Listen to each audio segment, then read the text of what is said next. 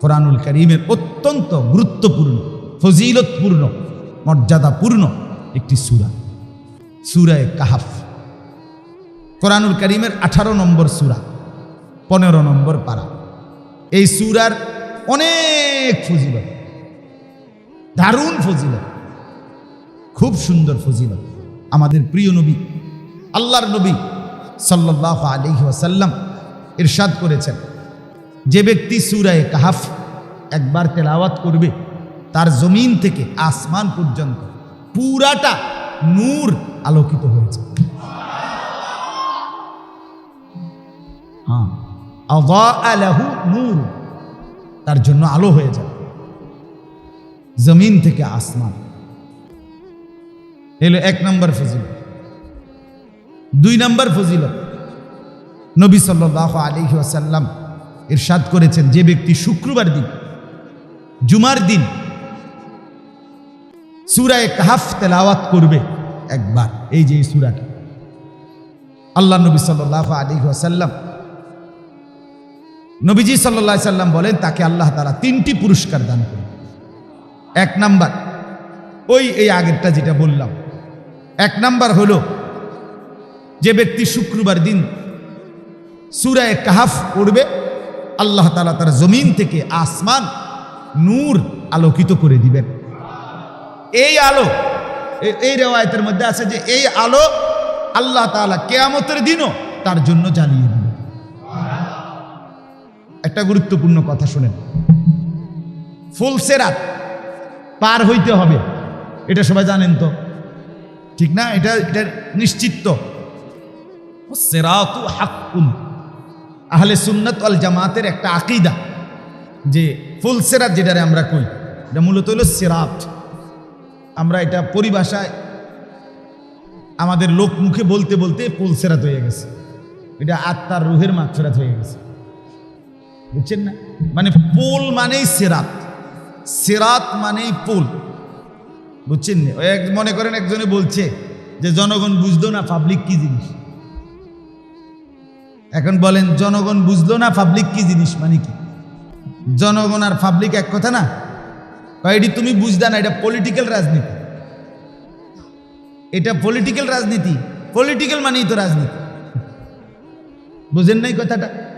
তো অতএব জানাজার টাইম বলার পরে বলে যে, অতএব মরহুমের জানাজায় শরীক হয়ে সকলকে আত্মার রুহের মাগফিরাত কামনা করার জন্য অনুরোধ করা হয়েছে। এই যে আত্মা যেটা, এটাই রুহ, রুহ যেটা, এটাই আত্মা।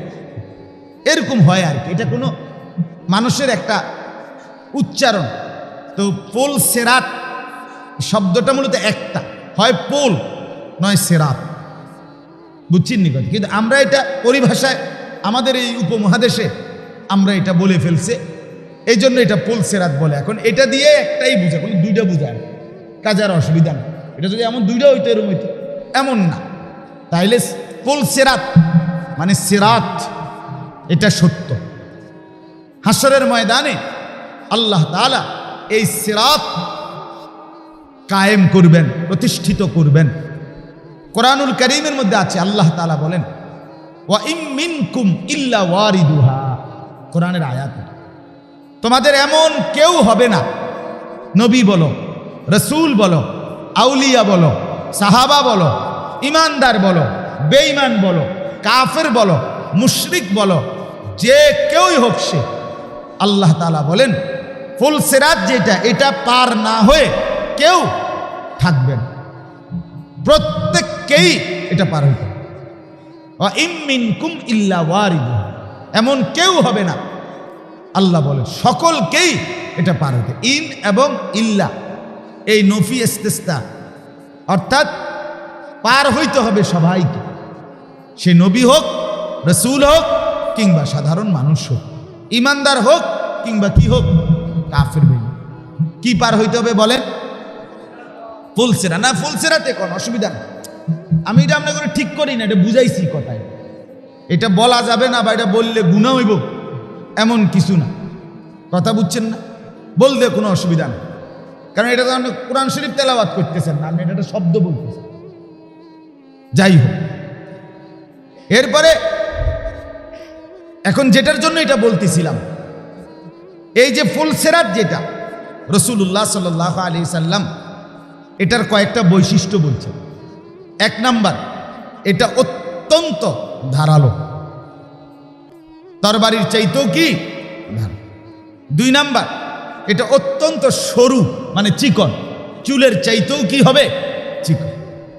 তিন নাম্বার, এই সিরাত যেটা ফুল সিরাত 30,000 বছরের রাস্তা। চার নাম্বার, এই সিরাতের দুই পাশে চিকন কেমনে হইবে সেটা আপনি হেনে গেলে দেখবেন, না বুঝলে আমার হেনে গিয়ে জিগাইবেন, তাহলে আমি দেখাই দেব এইরকম। কথা বুঝেন নাই? তো এই সিরাত যেটা হবে ফুল সিরাত, আল্লাহ নবী সাল্লাল্লাহু আলাইহি ওয়াসাল্লাম বলেছেন এটার দুই পাশে রেলিংয়ের মতো, ব্রিজের যেরকম রেলিং থাকে এই রেলিংয়ের মতো দুই পাশে আংটা বিভিন্ন এই আপনার নৌকা নদীপথের লঞ্চ স্টিমার যেটা পারে গিয়া গাঁথে যে এরকম আংটা আছে না, হ্যাঁ, নোঙ্গর লাগায় যেটা নোঙ্গর, এই আংটার মতো না এগুলো, এরকম আল্লাহ নবী বলেন এই সিরাতের দুই পাশে, ফুল সিরাতের দুই পাশে রেলিংয়ের মতো এরকম আংটা থাকবে। আগুনের এই আংটাগুলো সামনে দিয়া মানুষদেরকে পার হইতে হবে। এই আংটাগুলো যেই মানুষটাকে টান দিয়া ধরে ফেলবে, আটকাইয়া ফেলবে, সে আর পার হইতে পারবে না, তাকে টাইনা হেসরাইয়া জাহান্নামে ফেলবে। আল্লাহ রাসূল বলছে এটা তো হইল, তাইলে বুঝলেন চিকন, ধারালো, দীর্ঘ রাস্তা, দুই পাশে আগুনের আংটা, নোঙ্গরের মতো আংটা। এই অবস্থায় নবী বলেন এই 30,000 বছরের রাস্তা পার হইতে হবে। এখানে কেডা কেডা?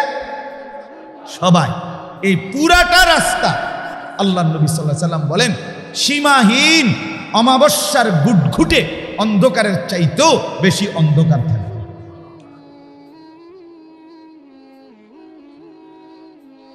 একে তো চিকন, দ্বিতীয়ত ধারালো, তৃতীয়ত আপনার লম্বা দীর্ঘ রাস্তা, চতুর্থত দুই পাশে আগুনের আংটা যেগুলো মানুষের মতো টাইনা ধরবে, এরপরে চূড়ান্ত অন্ধকার। আল্লাহ নবী সাল্লাল্লাহু আলাইহি ওয়াসাল্লাম বলেন এই অন্ধকারের সামনে দিয়েই পার হতে হবে। তার বলে এত লম্বা পথ, এত চিকন, এত সরু, এই অন্ধকারের মধ্যে এটা পার হবে কিভাবে?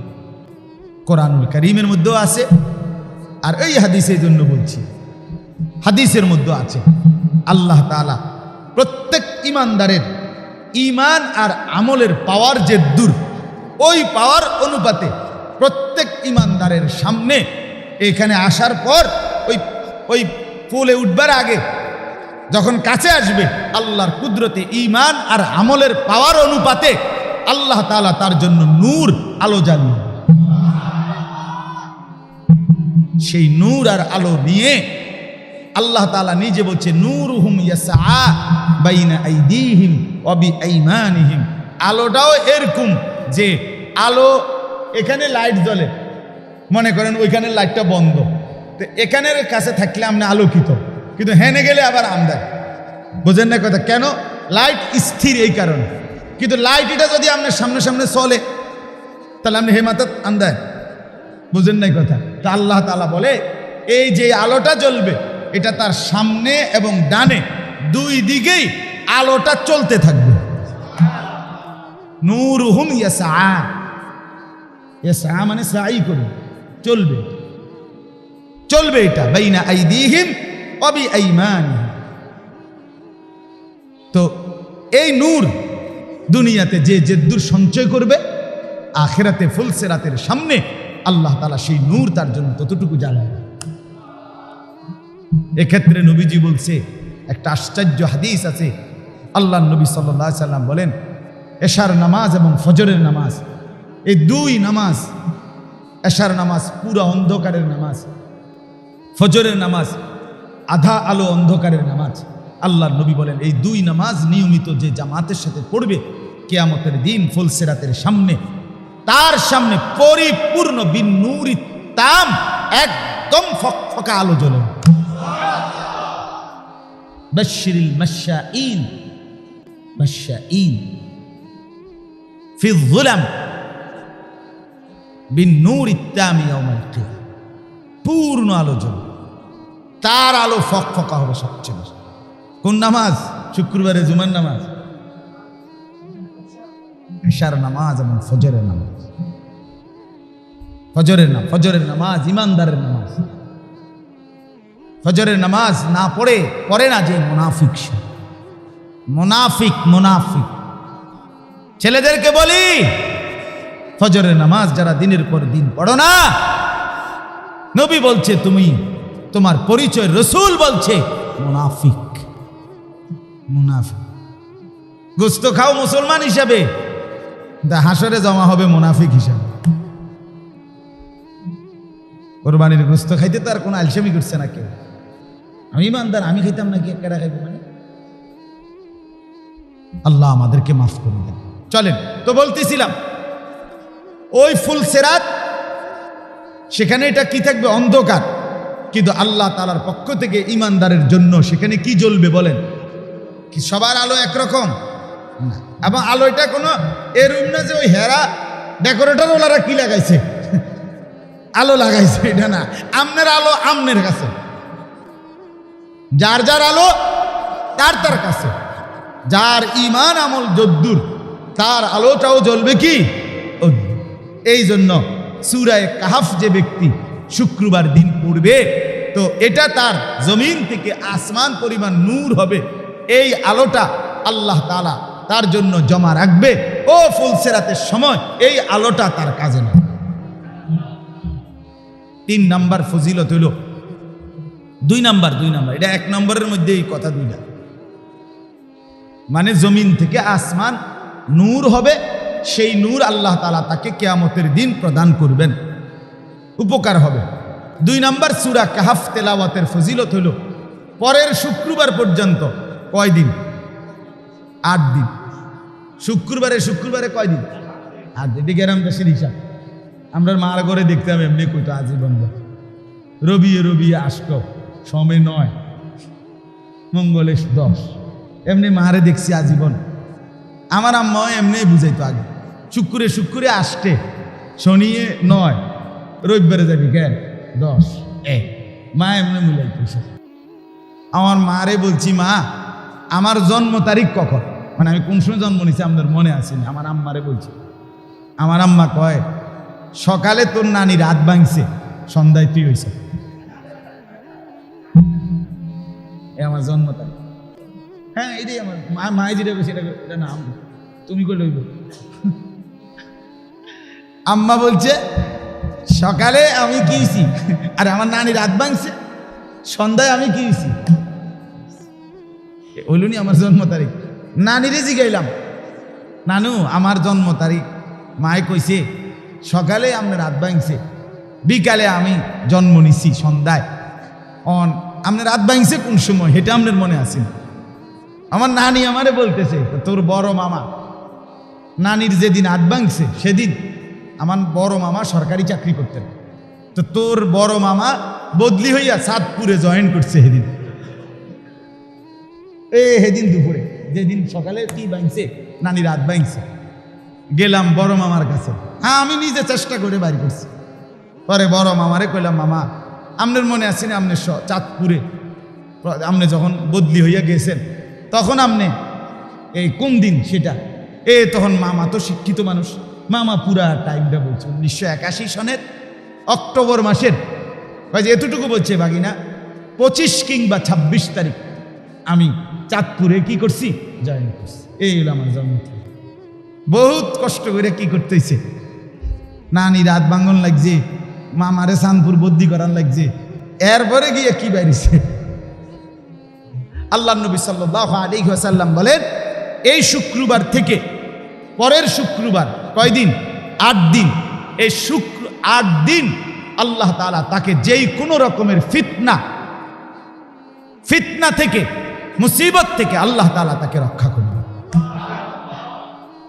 3 নাম্বার ফজিলত হইল, আল্লাহ নবী সাল্লাল্লাহু আলাইহি সাল্লাম বলেন, যে ব্যক্তি সূরা কাহাফ তেলাওয়াত করবে শুক্রবারে, পরের শুক্রবার পর্যন্ত যদি দাজ্জাল বের হয় তো আল্লাহ তাআলা তাকে দাজ্জালের ফিতনা থেকে রক্ষা করবেন। এই হলো সূরা কাহাফের ফজিলত। আপনাদের শুনবার পরে দায়িত্ব হইল সুবহানাল্লাহ বলে আমগোর হাতে দায়িত্ব দিয়া দেওয়া যে হুজুর খুব গুরুত্বপূর্ণ, আপনারা পড়েন। ঠিক না? কথা বলেন না কেন? আপনাকেও কাজ করণীয়, সাধারণ মুসলমানের করণীয় হইল আমরা কান্দে উঠাই দেওয়া, নাকি সবাই পড়া? সবাই পড়াও। বিশেষ করে যারা ইতিমধ্যে আল্লাহর কোরআন পড়তে পারেন আপনারা দয়া করে পড়ুন, চেষ্টা করবেন। যারা কোরআন শরীফ পড়তে পারেন ইনশাআল্লাহ বরকত হবে, জিন্দেগির বড় বরকত হবে, অনেক বড় উপকার হবে। সূরা কাহাফ তেলাওয়াত করলে আল্লাহ তাআলা এই বরকত দান করবেন। এবার আসেন আরেকটা ফজিলত বলি, সেটা হলো এই সূরা কাহাফ আমাদের নবী সাল্লাল্লাহু আলাইহি ওয়াসাল্লাম এই সূরাটাকে 3টা ভাগ করছে। কয়টা ভাগ? এক ভাগে প্রথম 10 আয়াত, আরেক ভাগে শেষের 10 আয়াত, আরেক ভাগে পুরা সূরা। তো পুরা সূরার ফজিলত বললাম এতক্ষণ। এখন বাকি আছে প্রথম 10 আয়াত এবং শেষ 10 আয়াতের ফজিলত। আল্লাহর নবী সাল্লাল্লাহু আলাইহি ওয়াসাল্লাম হযরত আবু দারদা রাদিয়াল্লাহু তাআলা আনহু থেকে বর্ণিত, নবীজি সাল্লাল্লাহু আলাইহি ওয়াসাল্লাম বলেন, যে ব্যক্তি সূরা কাহাফের প্রথম 10 আয়াত মুখস্থ করবে, পড়বে, মান হাফিজা 10 আয়াতিন মিন আউয়ালি সূরাতিল কাহাফ উসিমা মিনাদ দাজ্জাল। যে ব্যক্তি সূরা কাহাফের প্রথম 10 আয়াত পড়বে, মুখস্থ করবে, তেলাওয়াত করবে নিয়মিত, আল্লাহ তাআলা তাকে দাজ্জাল থেকে বাঁচিয়ে দিবেন, নবীজি বলছে। আরেকটা হলো ওই শেষের 10 আয়াত, এটারও সেম ফজিলত। নবীজি বলেন, মান কারা আল 10 আল আওয়াখির মিন সূরাতিল কাহাফ উসিমা মিন ফিতনাতিদ দাজ্জাল। যে ব্যক্তি সূরা কাহাফের শেষ 10 আয়াত নিয়মিত তেলাওয়াত করবে, আল্লাহ তাআলা তাকে দাজ্জালের ফিতনা থেকে রক্ষা করে দিবেন। আমার বাপ, এবার শুধু খুব দ্রুত ছোট্ট কয়েকটা হাদিস শুনেন, তাহলে আপনি আন্দাজ করবেন দাজ্জাল কেমন, আর কিছু হবে। 2 নাম্বার, আল্লাহর নবী সাল্লাল্লাহু আলাইহি ওয়াসাল্লাম বলেন হাদিসের মধ্যে, আনদারতুকুমুদ দাজ্জাল, 3 বার বলছে কথাটা। ও আমার সাহাবীরা, আমার উম্মত, আনদারতুকুমুদ দাজ্জালা, আমি তোমাদেরকে দাজ্জালের ভয় দেখাচ্ছি, আমি তোমাদেরকে দাজ্জালের ভয় দেখাচ্ছি, আমি তোমাদেরকে দাজ্জালের ভয় দেখাচ্ছি। এরপরে নবীজি বলেন, ফাইন্নাহু লাম ইয়াকুন নাবিয়্যুন ক্বাবলি ইল্লা কাদ আনদারা উম্মতি। নবীজি বলেন, শোনো কেন 3 বার ভয় দেখাইলাম? কাজে আমার আগে এমন কোন নবী পৃথিবীতে যায় নাই, যত নবী আমার আগে পৃথিবীতে আসছে এবং অতিবাহিত হয়েছে, প্রত্যেক নবী তাদের উম্মতকে দাজ্জালের ব্যাপারে ভয় দেখাইছে। দাজ্জাল এতটা ভীতিকর। আদম থেকে ঈসা সমস্ত নবী তাদের উম্মতকে দাজ্জালের ভয় দেখাইছে। সবাই বলছে দাজ্জাল থেকে বাঁচো, দাজ্জাল থেকে বাঁচো, দাজ্জাল থেকে বাঁচো। নবীজি বলেন, আমিও তোমাদেরকে ভয় দেখাই। এবার দাজ্জাল কেন এত ভয়ঙ্কর? দাজ্জালের ফিতনা এতটা বিপজ্জনক কেন? আমি খুব দ্রুত সংক্ষেপে কথাগুলো বলতেছি। আমরা প্রত্যেকেই বুঝি, আলহামদুলিল্লাহ, যে এখানে যারা আছি সবাই বুঝি, এক মানুষের জীবনের সবচেয়ে বড় সম্পদের নাম নেয়ামত, সেটা হলো ঈমান। কি বলেন? কালেমার চাইতে দামি কিছু আপনার আমার আছে কি? ঈমানের চাইতে দামি কিছু আপনার আমার আছে কি? গোটা পৃথিবী যদি আপনি 100 বারও পান, অথচ আপনি বেঈমান, আছে কি কোনো মূল্য? আপনি যদি ঈমানদার কিন্তু আপনি যদি গোটা পৃথিবীও না পান, হাসরের ময়দানে আপনি দামি কিনা বলেন? তাহলে এক মানুষের জীবনের সবচেয়ে বড় সম্পদ, সর্বশ্রেষ্ঠ নিয়ামত, সেটা হলো ঈমান।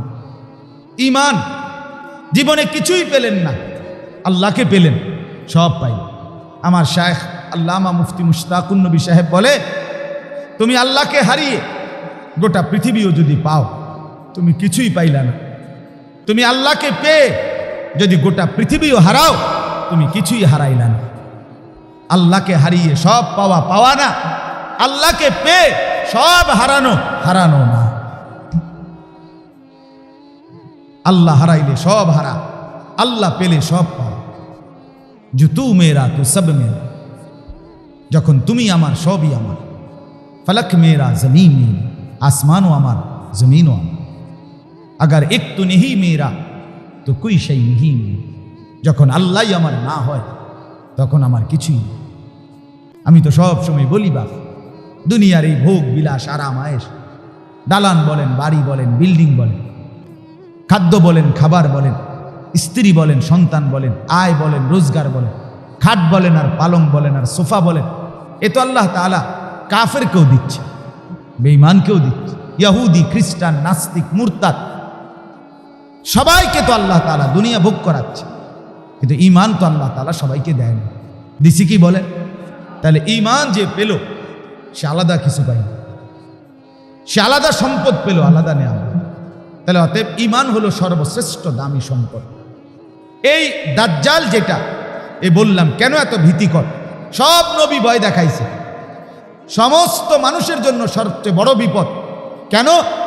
দাজ্জাল যখন নবীজি বলছে আখিরি জামানায়, ওই হাদিসটা রয়েছে এখানে, ওই যে নবীজি যে বলছে আমি তোমাদেরকে 3 বার বলছি ভয় দেখাইলাম, এবং কোনো নবী যায় নাই যে তোমাদের তার উম্মতকে দাজ্জালের ভয় দেখায় নাই। এরপরে আরেকটু রয়েছে, নবীজি বলেন ফাইন্নাহু ফীকুম আইয়াতুহাল উম্মাহ, হে আমার উম্মত, সব নবী ভয় দেখাইছে, কিন্তু শুনে নাও আমার বেলায় কিন্তু শুধু ভয় না, বরং আমার উম্মতের সামনেই নিশ্চিত দাজ্জাল আসবে। কারণ আমার উম্মতের পরে আর উম্মত নাই, এরপরেই কিয়ামত, এরপরে ইসরাফিলের ফু। কাজেই আমার উম্মতের কারো না কারো সামনে কে আসবে? দাজ্জাল। হয় আমি, নয় আমার ছেলে, নয় আমার নাতি, একজন না একজনের সামনে দাজ্জাল আসবেই আসবে। তো দাজ্জাল এতটা ভীতিকর কেন? আল্লাহর নবী সাল্লাল্লাহু আলাইহি সাল্লাম বলেন দাজ্জাল ইন্নাহু শাবুন, দাজ্জাল একটা যুবক যে পৃথিবীতে আত্মপ্রকাশ করবে, একটা জলজ্জন্ত মানুষ এবং যুবক। নবীজি বলছে কাতাতুন, তার চুল হবে এলোমেলো, চুল হবে বিশ্রী ধরনের, জিফালুশ শার, ভীতিকর চুল। কোথাও বলছে মিন ওয়ারাইহি হুবুক হুবুক, সিটি কাটা, তাক তাকওয়ালা, থাক থাকওয়ালা চুল। কোথাও বলছে জাদুর রাস, এলোমেলো কোকড়ানো বিভিন্ন মডেলের, এই যে এখনকার ছেলেরা যে চুল কাটে এগুলোই, এটাই চুল, দাজ্জালের চুল। আল্লাহ নবী সাল্লাল্লাহু আলাইহি সাল্লাম বলেন একটা যুবক আত্মপ্রকাশ করবে এবং তার চুল হবে বিকৃত, আওয়ারুল আইন, কানা, চোখ একটা থাকবে না, চোখ একটা কানা, মাকতুবুন বাইনা আইনাইহি কাফের, যার 2 চোখের মাঝখানে কপালে লেখা থাকবে কাফের। ইয়াকরাউহু কুল্লু মুমিন, যেই কোনো ঈমানদার মুমিন যে মুত্তাকি সে নিশ্চিত ওই লেখাটা স্পষ্ট পড়তে পারবে। তো এরকম এই দাজ্জাল বের হয়ে 40 দিন পৃথিবীতে থাকবে। এই 40 দিনে সারা পৃথিবী মক্কা এবং মদিনা ব্যতীত বাকি পৃথিবী সে ভ্রমণ করবে। কোটি কোটি কোটি কোটি কোটি কোটি মুসলমান ইমানদারের কে একসাথে সে 40 দিনের মধ্যেই ওই লোকটাকে, এই দাজ্জালকে খোদা স্বীকার করাইয়া বেঈমান বানায়। তার মানে কি বোঝা গেল? দাজ্জাল কেন ভয়ঙ্কর?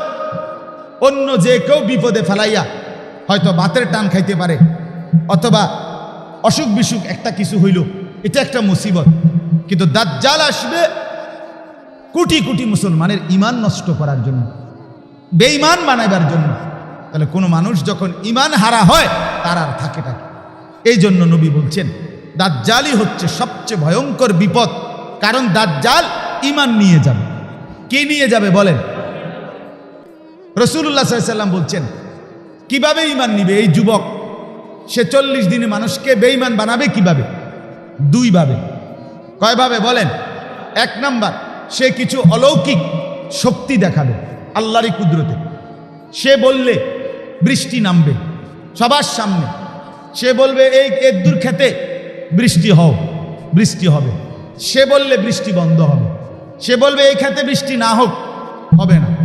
দাজ্জাল বললে, একবারে এগুলো হাদিস সবগুলো, দাজ্জাল বললে চোখের সামনে মাটির নিচ থেকে স্বর্ণ রৌপ্য বের করে দেখাবে, হাতে দিবে। দাজ্জাল যেই কোনো ব্যক্তির মৃত গরু ছাগল যেগুলো সে জবাই করছিল বা মরে গেছিল, এগুলোরে খাড় করাইয়া জীবিত করাইয়া তাকে দেখাবে, এই যে ধরো তোমার গরু, এটা তোমার ছাগল। দাজ্জাল কোনো ব্যক্তিকে বলবে তোর বাবা মার কবর কোথায়, বলবে এই যে, কোথাও। তো বাবা মার কবরের সামনে আসবে, আসার পরে ওই দাজ্জাল ডাক দিবে তার বাপ মা দোনোজন কবর থেকে দাঁড়াইয়া। সে বলবে, এই বাপ মা বলবে ফুতেরে, ফুত এটাই তোর খোদা, এর মাইনা হত্যা করে কল্লা ফালাইয়া আবার লোকটাকে জীবিত করে দেখাবে। দাজ্জাল বললে নদীতে পানি বইবে, খালে পানি বইবে। দাজ্জাল বললে সাথে সাথে শুকাইয়া যাবে। আচ্ছা বলেন, এগুলো কেউ একজন মানুষের মধ্যে যদি এরকম 15-20টা আইটেমের শক্তি দেখে, কি পরিমাণ মানুষ বেসামাল হয়ে যাবে? কথা বলেন না? ঈমান রক্ষা করা কঠিন হবে কিনা বলেন? একদিক বলছি, দুই ভাবে। আরেকটা হলো নবীজি সাল্লাল্লাহু আলাইহি সাল্লাম বলেন, দাজ্জাল আগমনের আগে পৃথিবীতে 3 বছর দুর্ভিক্ষ থাকবে। সালাসু সানাওয়াত, 3 বছর দুর্ভিক্ষ থাকবে। কি থাকবে? দুর্ভিক্ষের কারণে মানুষ, 3য় বছর আসমান থেকে 1 ফোঁটা বৃষ্টি হবে না, জমিনে ফসল উঠবে না। নবীজি বলেন, ঘর বাচ্চা বিবি পরিবার নিয়া মানুষ যখন চিৎকার হাহাকার করবে 3 বছরের টানা দুর্ভিক্ষে, ফায়াখরুজুদ দাজ্জাল, দাজ্জাল তখন বের হবে। দাজ্জালের কাছে তখন জিবালু খুবজিন, রুটির পাহাড় থাকবে, জিবালু লাহমিন, গোশতের পাহাড় থাকবে, ওয়া নাহরুম মিন মাইন, পানির নহর থাকবে। আল্লাহর নবী বলেন, রুটি, গোশত, পানি, এই 3 জিনিস হিউজ পরিমাণ, পর্যাপ্ত পরিমাণ নিয়ে দাজ্জাল তার বাহিনীকে সাথে নিয়ে সারা পৃথিবী ঘুরে বলবে, যার যত খাদ্য খাবার দরকার আমার থেকে নেও, বিনিময়ে শুধু আমাকে খোদা মেনে নাও। ডাকে জিজ্ঞাসা করবে, তা'লামু আন্নী রাব্বাক, তুমি কি মেনে নিচ্ছ, বুঝে নিচ্ছ যে আমি তোমার খোদা? ক্ষুধার্ত মানুষ, যার বিবি ক্ষুধার্ত, কোলের বাচ্চা ক্ষুধার্ত, যার ছেলে মেয়েরা চিৎকার করছে, এই অবস্থায় লোকটা কতক্ষণ সহ্য করবে? কথা বলেন না? কথা বুঝেন নাই আমার? করোনার 4 মাসের লকডাউনের কথা মনে নাই? 4 মাসের লকডাউনে কেমন হয়েছিল আমাদের হালাত, যখন চতুর্দিকে খাদ্য পানীয় খাবার, যখন মানুষের আয় রোজগার বন্ধ ছিল, মাত্র 4 মাসে আমাদের হালাত কি হয়েছিল? সেটা যদি 3 বছর হয়। এবং আল্লাহর নবী বলছে, অতএব সন্দেহ করার সুযোগ আছে তো? কথা বলেন না কেন? হায় আল্লাহ! এই 2 ভাবে, এক হলো কিছু কি দেখাবে, শক্তি দেখাবে, আরেক হলো ক্ষুধা এবং দারিদ্রতার দুর্ভিক্ষের সুযোগ নিয়ে খাদ্য পানীয় খাবার দিয়ে বেঈমান বানাবে। এই 2 ভাবে। তাহলে আল্লাহর নবী এই জন্য বলছে, আমার উম্মত, একে তো সে ঈমান নিয়ে যাবে, দ্বিতীয়ত দারিদ্রতার সময় আসবে, অভাবের সময়, তৃতীয়ত শক্তি দেখাবে, অলৌকিক শক্তি।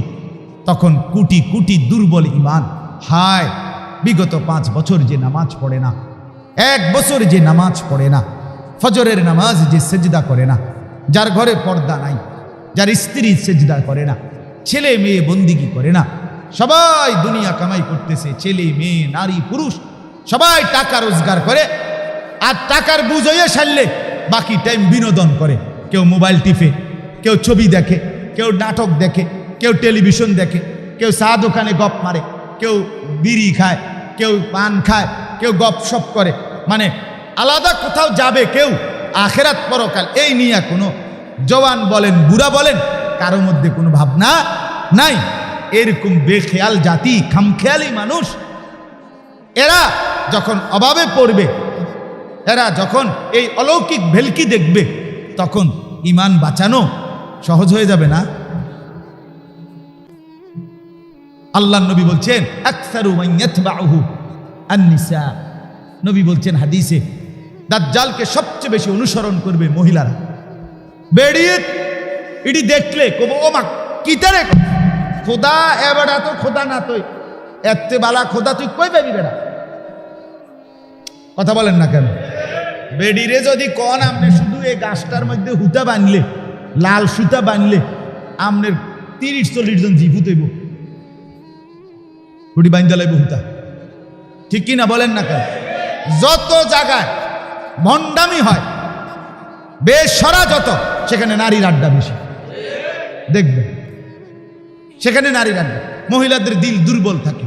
এবারে শুধু কইবেন বাঁশ মুয়ার মধ্যে পানি পড়ে, হ্যাঁ বাঁশের গাছ, বাঁশের করফুল থেকে এটা খাইলে রোগ বালা।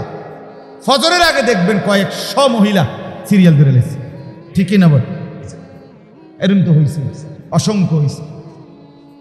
বুঝেন আমরার ইমান কত দুর্বল। রাতের 11টা বাজে কইছি আজান দাও, দিয়ে লাইছে আজান, সারা দেশে আজান দাও। কি কিছে করোনা ভালো হয়ে যাবে বলছে। চা খাইতো কোন বাচ্চা বলে কইছে মোর জন্ম নিয়া, কইছে সবাই কইছে রং চা খাইতে, চিনি ছাড়া সবাই চা খাওয়া শুরু করছে। আমি দেখছি একজন আমার পরিচিত এক লোক বলছি, আমিও চা খাইছি। আমি অবশ্যই চিনি দিচ্ছেন না? কয় না চিনি দিচ্ছি। কাল্লা সারাইছে, চিনি দিলে তো ডায়াবেটিস হইতো আপনার। এই হলো অবস্থা। যাই হোক, আমাদের ইমান দুর্বল। আমরা বেআমলের কারণে, আল্লাহর নাফরমানির কারণে আমার ভাই আমাদের ইমান দুর্বল। এই যুবকরা কিভাবে দিন বাঁচাবে বলে? যে ছেলেটা 365 দিনে কোনোদিন ফজরের নামাজ পড়ে নাই একটা বছর, এই ছেলে হিম্মত পাবে কি বলে? এটা তো স্লোগান না, এটা নিজের ইমান বাঁচানো। কথা বোঝেন না? এটা কোনো মিছিল মিটিং না, এটা জীবন বাঁচানো, ইমান বাঁচানো। তো বলতেছিলাম, আল্লাহ নবী সাল্লাল্লাহু আলাইহি ওয়াসাল্লাম বলেন, এই অভাব, দারিদ্রতা, দুর্ভিক্ষ, এই শক্তি, এই সব কিছু নিয়ে দাজ্জাল, তার সাথে 70,000, আল্লাহ নবী বলছে 70,000 ইহুদি 24 ঘন্টা তার সাথে থাকবে, তার বাহিনী। এই বিশাল বাহিনী নিয়ে দাজ্জাল যখন মানুষকে বলবে ঈমান দাও, দুনিয়া নাও, যা লাগবে নাও, বিনিময়ে কি দিয়ে দাও, মানুষ ঈমান হারায়। এই জন্য নবী বলছে, উম্মত এটা হবে, এটা হবে, এটা হবে, কোনো সন্দেহ নাই। কারণ আগের নবীর উম্মতদের আমলে চলে গেছে, এখন একমাত্র এই পৃথিবীতে আছি শুধু আখেরি নবীর উম্মত আমরা। ঠিক কিনা বলেন? এখন হতে পারে আমি কবরে চলে গেলাম, মনে করেন আমার ছেলের সামনে আসলো, আমার নাতির সামনে বের হইল, তো আমি কি চাইবো আমার ছেলে, নাতি, বংশধর তারা জাহান্নামী হোক?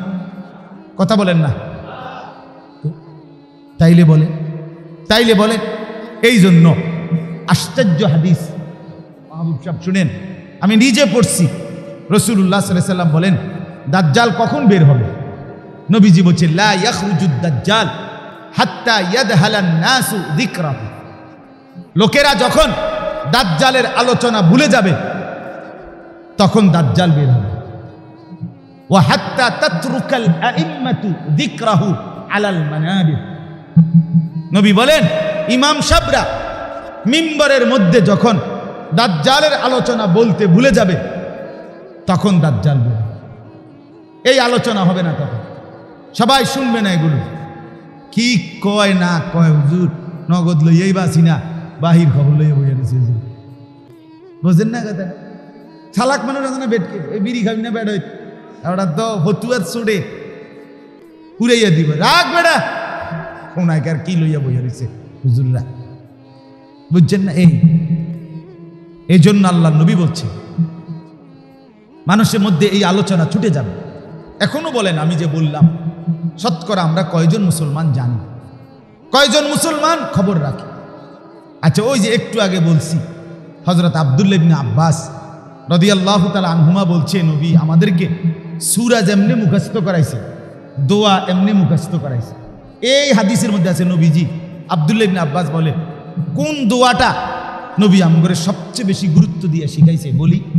ওই সাহাবী বলছে, আব্দুল্লাহ ইবনে আব্বাস বলেন, দোয়াটা হলো এইটা, নবীজি 5 ওয়াক্ত নামাজের পরে আমাদেরকে বলছে পড়তে গুরুত্ব দিয়া, আল্লাহুম্মা ইন্নী আউযু বিকা মিন আযাবি জাহান্নাম ওয়া আউযু বিকা মিন আযাবিল কবর ওয়া আউযু বিকা মিন ফিতনাতিল মাসীহিদ দাজ্জাল ওয়া আউযু বিকা মিন ফিতনাতিল মাহইয়া ওয়াল মামাত।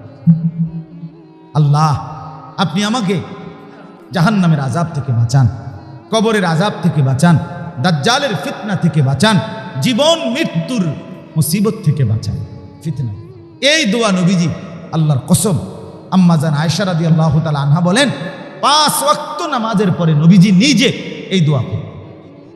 দাজ্জাল থেকে নবী নিজে কি চাইতেন? পানাহ চাইতেন, আশ্রয় চাইতেন। অতএব আজকে আপনাদেরকে সময় লাগাইলাম অনেকক্ষণ, কিন্তু এই কথা বুঝায় বললাম, এই সূরা তেলাওয়াত এর বরকতে আল্লাহ তাআলা দাজ্জালের মতো এত ভয়ঙ্কর বিপদ থেকে আমাদেরকে বাঁচাবে। তাহলে পড়া উচিত কিনা বলেন? একটা মজার হাদিস আছে, নবীজিকে সাহাবীরা জিজ্ঞেস করছে, ইয়া রাসূলুল্লাহ, ওই যে আপনি যে বললেন অভাব লাগবে, দুর্ভিক্ষ লাগবে 3 বছর, তো ইমানদার যদি নিজের ইমান বাঁচাইতে চায় তাইলে তো দাজ্জালের খানা নেওয়া যাবে না, ঠিক কিনা বলেন না? তো ইমানদার বাঁচবে কেন? ফামা তুআমুল মুমিনিনা ইয়াওমাইদিন। নবীজিকে জিজ্ঞেস করছে সাহাবীরা, ইয়া রাসূলুল্লাহ, তাইলে সেই সময় ইমানদারের খাবার কি হবে? সুবহানাল্লাহ। নবীজি বলেন, ইমানদারের খাবার হবে তা ফেরেশতারা বাঁচে যা দিয়ে, মা ইউজজিউ বিহিল মালাইকা, ফেরেশতাদের জন্য যেটা দিয়ে যথেষ্ট হয় ইমানদারেরও তা দিয়েই যথেষ্ট হবে। সেটা কি? সেটা হলো সুবহানাল্লাহ, আলহামদুলিল্লাহ, আল্লাহু আকবার, লা ইলাহা ইল্লাল্লাহ। এই জিকির ইমানদার জিকির করবে, এই জিকির তার খাবারের চাহিদা পূরণ করবে। মজার একটা সলিউশন পাওয়া গেল না? দারুণ একটা সমাধান। ইমানদারের খাবার চাহিদা মিটে যাবে আল্লাহ তাআলার জিকিরের বরকতে। ফেরেশতাদের খাবার কি? আল্লাহর জিকির, আল্লাহর জিকির। তো দাজ্জাল থেকে বাঁচার জন্য বেশি বেশি আল্লাহর জিকির করতে হবে, কোরআনুল কারীম তেলাওয়াত করতে হবে, নিয়মিতই নামাজে অভ্যস্ত থাকতে হবে। আপনি যদি বলেন হুজুর এটি তো আমরা করতে আমরা শুনছি, যখন বুঝমু যে এতে দাজ্জাল তো যাইতাম না। আপনি আম করতে এটা শুনছেন না যে টেলিভিশন দেখুন গুনাহ, তো আপনি চান যে কথা বুঝেন না? আপনি তো আমগর থেকে এটাও শুনছেন যে বেডি সাউন্ড গুনাহ, তা আপনি যখন নাটক সিনেমা দেখেন বোঝা গেল গুনার থেকে বাঁচবার জন্য আগের থেকে ধারাবাহিক মেহনত ছাড়া হুট করে আপনি বাঁচতে পারতেন না। এটার জন্য লাগাতার কি লাগবে? মেহনত, লাগাতার ইবাদত, আমল লাগবে, ঈমান লাগবে। এই জন্য ইসলাহি মজলিসের মাধ্যমে ওলামায়ে কেরাম ফিকির করে, কখনো জুমার বয়ানে, কখনো বড় মাহফিলে, কখনো মসজিদে ঘুরে ঘুরে আপনাদেরকে এই আল্লাহর কথাগুলোই পৌঁছাই। আলহামদুলিল্লাহ, এখানকার ওলামায়ে কেরাম আপনাদের জন্য চেষ্টা করে। আমারে আপনার কয়বারে ঘুরাইতে আছে, আমি কইলাম আপনারা আমারই ফাইলেন, হ্যাঁ, আর আমিও সোজা কি করা, তো যাক মিল্লা জিল্লা চলো না, আমাদের দেশে কয় মিল্লা জিল্লা কুমিল্লা, তাও এই হালাত। কিন্তু আসলে ফিকির এটা, আপনাদেরকে আল্লাহর কথা শুনিয়ে আখিরাত পরকালের সুন্দর করার জন্য এই ইসলাহি মজলিস, এই ইত্তেহাদুল উলামা, এখানে মেম্বার চেয়ারম্যান, এখানে আপনাদের ধান গম, এখানে আপনাদের চাল ডাল ছিনিয়ে নেওয়ার জন্য না, বরং আপনাদের আখিরাত আর পরকালের সাজিয়ে দেওয়ার জন্যই এই ইত্তেহাদুল উলামা, এই ইসলাহি মজলিস। বলেন আলহামদুলিল্লাহ। আল্লাহ তাআলা শুধু এই তরজমাটা বলি 2টা আয়াতের। আল্লাহ তাআলা বলেন, ইন্না জাআলনা মা আলাল আরদি জিনাতাল লাহা। খুব সুন্দর কথা আল্লাহ বলছে, বান্দা শুনো, এই দুনিয়ার চতুর্দিকে ডানে বামে উপরে নিচে তুমি যা কিছু দেখছো আমার দুনিয়ায়, সবগুলো আমি আল্লাহ বানিয়ে দুনিয়াটাকে সৌন্দর্য করেছি। জিনাতাল লাহা, দুনিয়ার সৌন্দর্য শোভা আমি আল্লাহ তাআলা সাজিয়েছি, গাছ দিয়ে, মাছ দিয়ে, ফুল দিয়ে, ফসল দিয়ে, নদী দিয়ে, পাহাড় দিয়ে, আসমান দিয়ে, চন্দ্র দিয়ে, সূর্য দিয়ে, আলো দিয়ে, বাতাস দিয়ে, রৌদ্র দিয়ে, বৃষ্টি দিয়ে, রাত দিয়ে, দিন দিয়ে, হ্যাঁ, আমি আল্লাহ তাআলা পৃথিবীটাকে কি করছি? কেন? আল্লাহ বলেন, লিনাবলুয়াহুম আইয়ুহুম আহসানু আমালা, আমি পরীক্ষা করার জন্য তোমাদেরকে, তোমাদের কার কার আমল কতটা সুন্দর, কতটা সুন্দর। শুধু দুনিয়া ভোগ করবা এই জন্য না বান্দা, দুনিয়ায় আমি পাঠিয়েছি, সাজিয়েছি পরীক্ষা করার জন্যে। পরীক্ষা করছি আমি, পরীক্ষা করছি কে কে আমল সুন্দর করছো আখিরাতের জন্য, পরকালের জন্য। দুনিয়া সাজাচ্ছ, এখনই করছো আমল, এটা দেখার জন্য আমি আল্লাহ দুনিয়া সাজিয়েছি। অতএব আমরা পরীক্ষার হলে আছি, আর এটাই নিয়ম। পরীক্ষার হলে যেই হুজুর কিংবা যেই স্যার ওই বিষয়টা পড়াইছে, উনি নিজে গার্ড দেওয়ার পরেও উনার চোখের সামনে উনার বিষয়, উনার ছাত্র ভুল লেখার পরেও উনি কিছু বলে না। কেন? পরীক্ষার হল। কেন? এটা কি বলেন? রেজাল্টের দিন ফয়সালা হবে, কিন্তু এখন কি বলে না।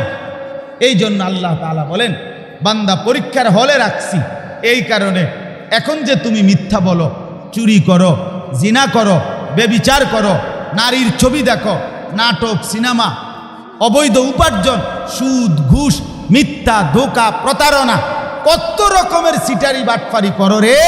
তুমি কি মনে করছো বান্দা আমি তোমার লগে কুলাইতারি না?